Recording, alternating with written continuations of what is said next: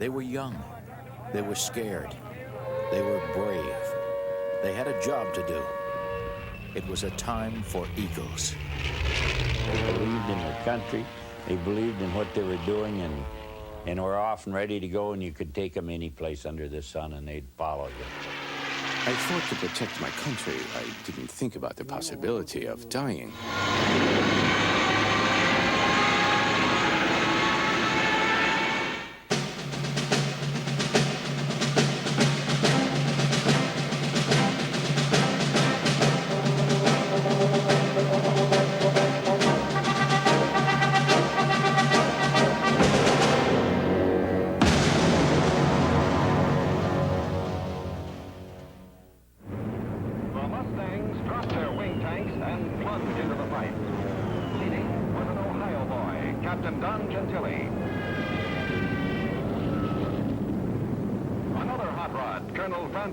From Pennsylvania joined the fight. In the same outfit was Indiana's Major Walker McEwen. In World War II, the hunters, the fighter pilots, were fiercely proud of their squadrons, their leaders, and their skills. Then came a fresh formation of Mustangs, some of Colonel Blakesley's bachelors. They came down from almost invisible heights to engage the enemy. They tested themselves against the enemy and against each other in what they called friendly rivalries.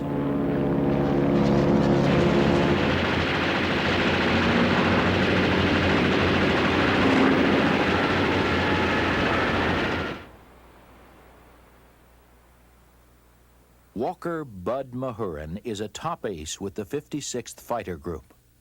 We were one of 3 fighter groups that got the P-47s, and of course, you like to look at scoring on the scoreboard like we do today in all our games, and of course the first time you got a victory, that added prestige to your group and prestige to your squadron. Walter Beckham, 353rd Fighter Group, U.S. Army Air Force. Bud Mahurin was credited with 15 airplanes, and I was 14, so and he and I were good friends. So I flew a mission one day, and I came back with 2 airplanes destroyed and some good film. Public relations officers, oh, they were great. We, the 353rd Group, now have the highest score, and the 56th Group with Bud Mahurin is now behind. I have 16, he has 15. So the Deputy Group Commander and I shook hands, and they took pictures, and big deal. As time went by, the more you got, the more prestige and the more envy other fighter groups would have of your organization. So it became a competitive thing. And then, alas, Bud Mahurin came back, and he had shut down 1 airplane. So that was terrible. So now it's 16-16, of course. 56 will lead the show in.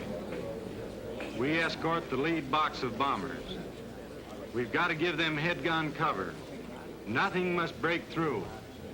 The 4th Fighter Group covers the tail of our task force, and there should be over 100 of us. A legendary rivalry pits Hub Zemke's 56th Fighter Group, known as the Wolf Pack, against Don Blakesley's 4th Fighter Group. The Germans called them the Debden Gangsters. Don Gentili and his wingman Johnny Godfrey are top guns of the 4th. Between them, they score 36 combat kills, 6 over Berlin in one 20-minute dogfight.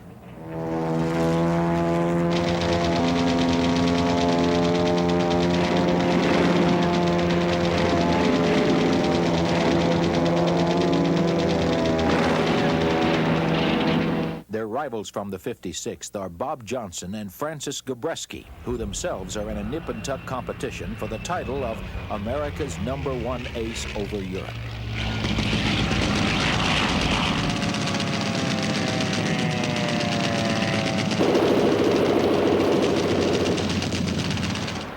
Gabreski will score 28 kills and gets the title.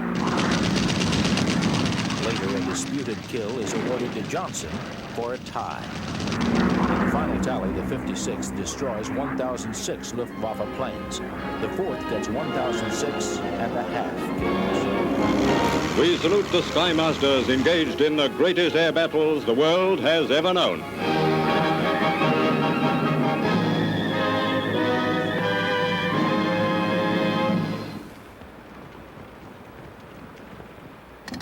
Rivalries for the title of Top Gun helped the aces forget, if only for a moment, that the threat of death was constant. Mackie Steinhoff, Luftwaffe. And you go to bed at night with the thought, will you be alive the next morning? Well, if the weather was good, then you knew that the bombers would come, that you would have to stop the plane, that you would have an air battle, and then you wouldn't know whether you would be alive or not. How we cope with this, I couldn't tell you today.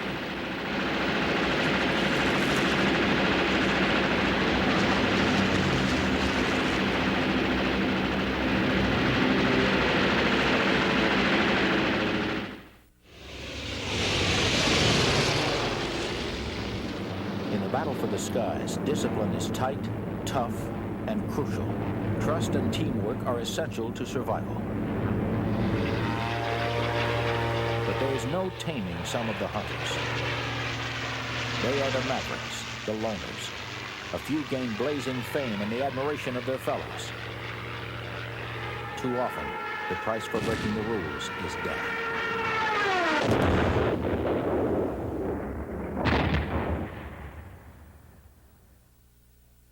Hauptmann Hans Joachim Marseille, Luftwaffe. He wears his hair long, he likes jazz music, and he loves the ladies. Marseille was an extremely good-looking young man. We're talking about people who were 20 to 22 years old at the time. But he lacked the discipline necessary. During his rest periods, he had far too many women. Basically, I had nothing against this, but it did have an effect on his performance. And I told him once, Marseille, I really can't work with such undisciplined aces. He was transferred then to North Africa. In Africa, he became the star of Africa. He was talented, and the secret of his success was the fact that there were no girls in Africa.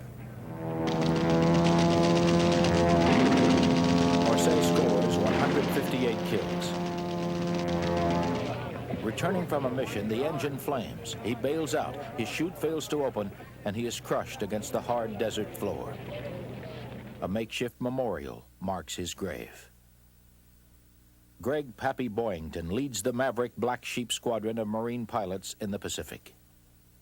Oh, Pappy Boyington was pretty colorful on the ground because he was a rough, tough character. When Pappy had quite a few drinks, he was a good man to stay away from. And I knew him very well because I was billeted with him in the last days of Rangoon. And most of the stories about him are true. Like the night he shot up the town clock in Rangoon, and we had to take his, we all carried a sidearm. We had to take it away from him. And, but yes, there were many colorful characters, I promise you.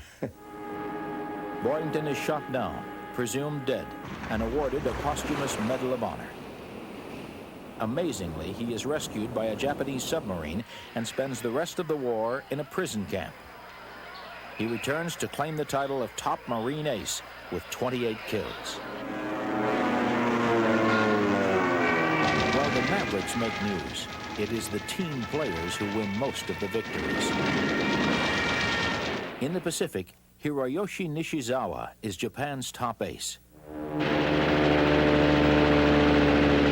is killed as a passenger on a transport plane evacuating pilots back to Japan. Edward Butch O'Hare is the first U.S. Navy ace. In the Battle of the Coral Sea, O'Hare downs 5 Japanese bombers in 5 minutes. He is awarded the Medal of Honor. O'Hare will die in a night battle, the victim of friendly fire. And he was returning to join up on his mother torpedo plane. And the rear gunner in that torpedo plane thought he was an enemy airplane. And he turned his turret on him unknowingly and shot Butch down. Over Russia, Alexander Pokrishkin flies American P-39 fighters and scores an official 59 kills.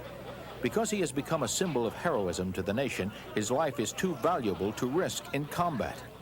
Grounded by the Red Air Force, he flies secretly and adds to his score. When he is airborne, the Germans warn their pilots, Achtung, der ist Pokrishkin in der Luft.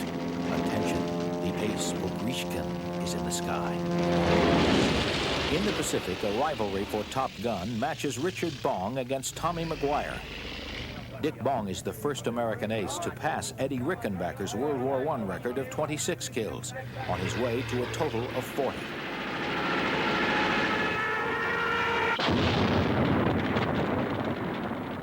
McGuire gets 38 victories.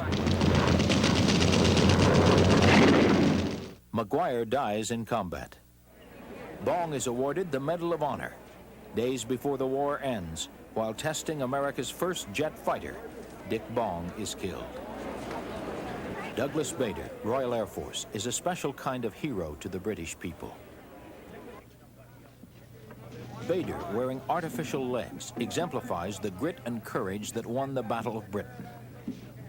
Once he was in the cockpit of the Spitfire, I think he was the equal of the fact that he was disabled. You didn't notice it.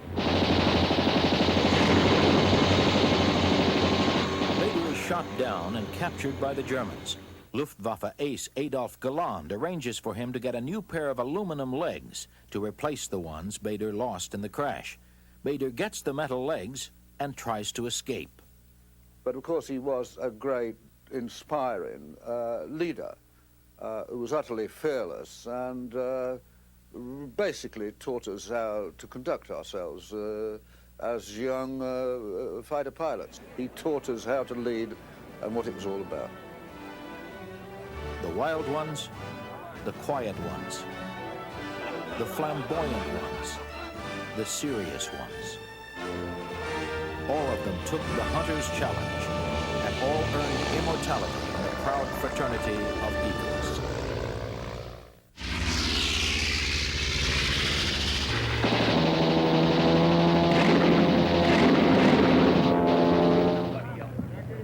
The fighter pilots who did battle in hostile skies were, for the most part, young men in their early 20s. Each flag painted on the side of a plane represented a victory for one and death for an adversary. Matters of life and death were very much on these young minds. There is an encounter between the two of us. We came together in battle. We intend to destroy each other. You don't hear the machine gun. You don't see any blood. Shooting in a plane is a relatively clean affair. So you really don't think about the person who sits in the aircraft. Another reason why people like myself who find it difficult to squash flies join the Air Force is because you're not killing people. You're killing aircraft. And it used to come as a huge shock if you were flying an airplane and suddenly a body came out with a parachute. And suddenly brought home the fact that there were people there. Saburo Sakai, a top ace of the Japanese Air Force. To shoot down the enemy during a battle means not only shooting down a plane, but a pilot in the plane will die too.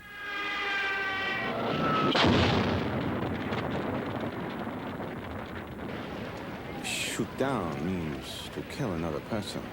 So all the battles were very important for me. I remember all the battles. I should because I killed people. If I forgot any of them, I would become inhuman. For many pilots, the deadly hunt became a sport, somehow separated from any cause or flag. It was a way to cope with levels of stress beyond the pull of any G-force. Andrew Mackenzie, Royal Air Force. We used to look at those crosses on the aircraft and try to hit the cross, but it was almost like a pinball machine.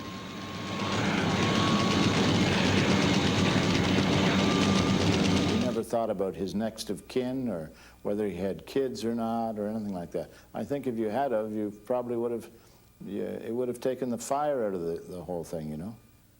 Medal of Honor winner Marine pilot Joe Foss. Anyone that gets silly ideas about, when you're in a battle with those birds about worrying about their welfare, it's off the end of the plank and into the deep. The game was for very high stakes. Another sunrise, another day, week, month. Survival. Death found a rich harvest in the skies.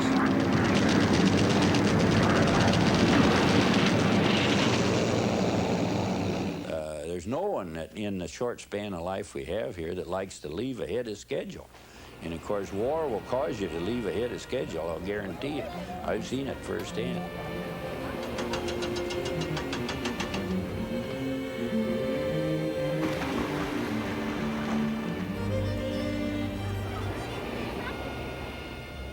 Arseny Vorozhikin, Red Air Force. Не имел страха. Ну, как ребенок вот. I was like a child who doesn't know what fear is and rushes into battle. And only then when he feels pain, the child then feels fear. Fear is a great thing. It's a great instinct for self-preservation. It's absolutely necessary. People who don't experience fear are not normal. Facing inner fear, seeing friends die. It was all part of the job. I think it hits you worse, though, when the guy who was shot down or disappeared was one of your closer friends. When that guy was your close friend, I think it was the worst. You felt it the deepest.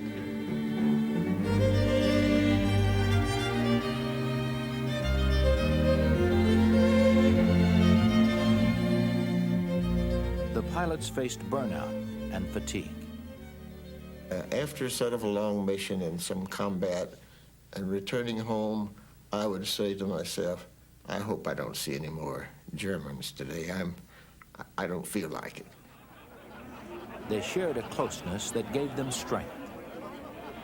I think that there always was a certain sort of feeling of camaraderie between airmen, you know. And they were, after all, just young men doing their duty in the same way as we were. They knew the elation of flight and the hunt. I loved flight. I loved the sport of the third dimension. It was always like a drug to me. I flew passionately.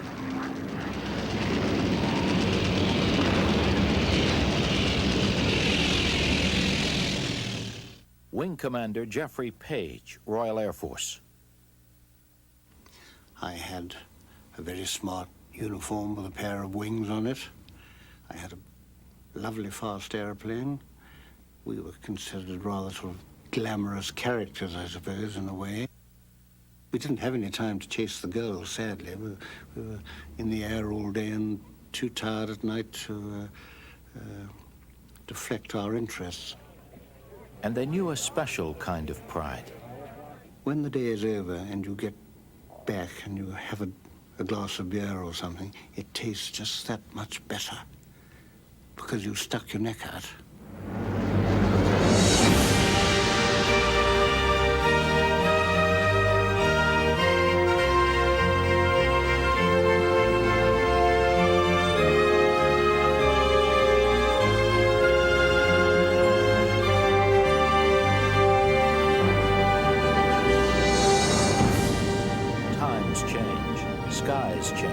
Some memories grow dimmer with the years, but some will blaze brightly for all time.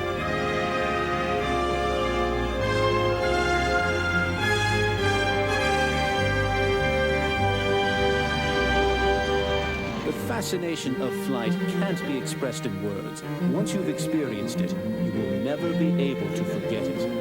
You know, when you go up there, there's a very cruel and real world that you're in, and you may not come back from that mission. Then for a moment you feel a feeling of hate, but it is more important to be successful. And when you think that you're probably a lot better than anybody else, you better be better than anybody else. were all the same. I think that all pilots have the same feeling, but the war created devils. They had a job to do, to shoot us down, and we had a job to shoot them down, and that's the way it goes. These tracer bullets coming at you, and you know that every one of them is lethal and it's pointed at you. And the most important thing is not to be a coward. The hunters are the ones that go out and kill, and the others will be hunted. Our pilots, one by one, I felt, oh, they have died too young. You're up there to win. You play to win. And you just got to love what you're doing. This is what makes a good fighter pilot.